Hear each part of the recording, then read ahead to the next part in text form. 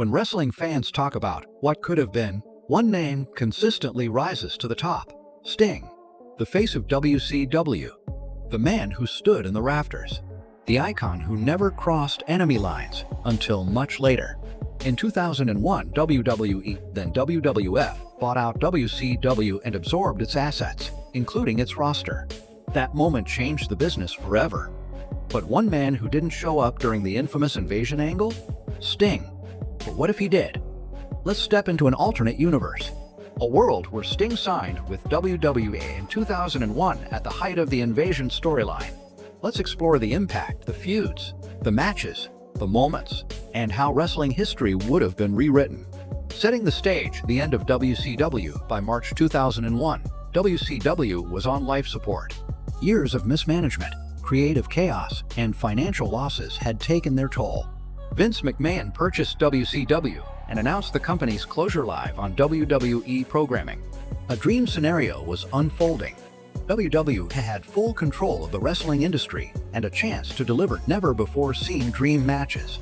Big names like Booker T, DDP, and Buff Bagwell made the jump. But Sting, he stayed home. Why Sting stayed away? Sting has said many times he didn't trust how WWE portrayed former WCW stars. Seeing what happened to Booker T and DDP, both humbled in humiliating fashion, only confirmed his fears. I just couldn't picture myself standing in the middle of the ring with Vince McMahon yelling at me, or being made to look second-rate. Sting, in later interviews, the alternate timeline begins. Sting signs with WWE Mark Alliance. He's not a loudmouth like Shane McMahon or a background figure. He's the heart and soul, the respected general. Rather than being lost in the shuffle like DDP or Lance Storm, Sting is positioned alongside major players like Rob Van Dam, Booker T, and eventually Hollywood Hogan, should he return early. Survivor Series 2001, the invasion's endgame in real life. The invasion ended with Team WWF winning at Survivor Series 2001, with the final fall coming between The Rock and Stone Cold. But with Sting in play, things changed.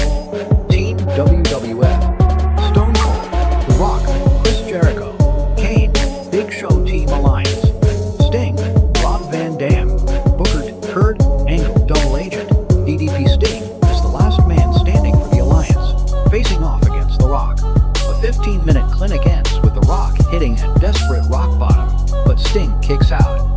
Then, a surprise twist. Triple H returns from injury early in this fantasy and attacks The Rock. Sting capitalizes and pins him. The Alliance wins. WWE doesn't die, but it sets the stage for years of fallout.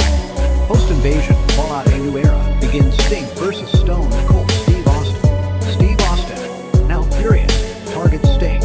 Their feud becomes about respect. Austin mocks Sting's WCW history, while Sting fires back that Austin became a star after Sting carried WCW. Promos are electric. The matches are brutal.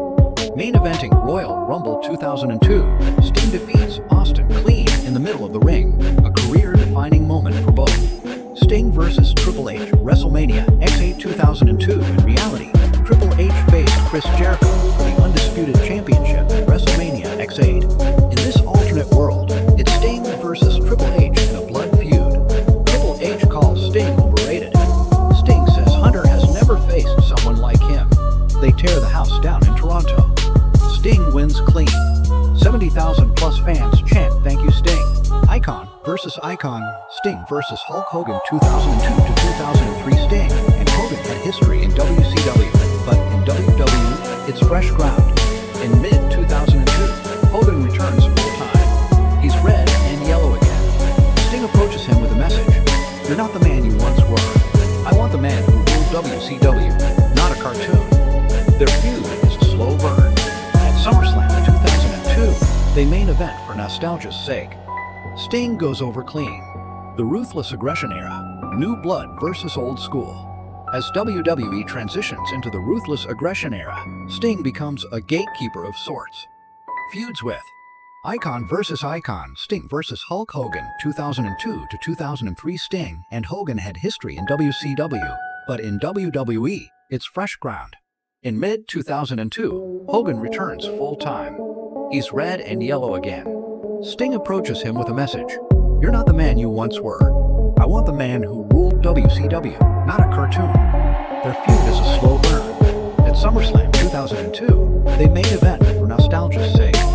Sting goes over clean. The Ruthless Aggression era, new blood versus old school. As WWE transitions into the Ruthless Aggression era, Sting becomes a gatekeeper of sorts. Feuds with Retirement Tour and Hall of Fame 2000 to 2005, Sting begins winding down. He wrestles part-time, working special feuds with Shawn Michaels, Kurt Angle, and even Eddie Guerrero. His final match comes at WrestleMania 22 in 2006 against Shawn Michaels in a match for the ages. Michaels wins, and both men hug in the center of the ring. WWE Hall of Fame class of 2007 Sting is inducted by The Undertaker, who speaks publicly for the first time in years. You gave everything to this business, and for that, we thank you. Legacy written in our timeline, Sting finally arrived at WWE in 2014, only to lose to Triple H at WrestleMania and suffer a career-ending injury in 2015. While his real-life career was legendary, it felt incomplete to many. But in this alternate world, Sting becomes one of the greatest crossover legends ever. He goes toe-to-toe with WWE's biggest stars, wrestles at multiple WrestleManias, and cements his place with the WWE lore, not as an outsider, but as a legend who finally got his due. The Sting that could have been wrestling is built on moments. Some happen, some never do, but fans never stop wondering, what if Sting had joined WWE in 2001, the landscape of wrestling might have shifted even more dramatically.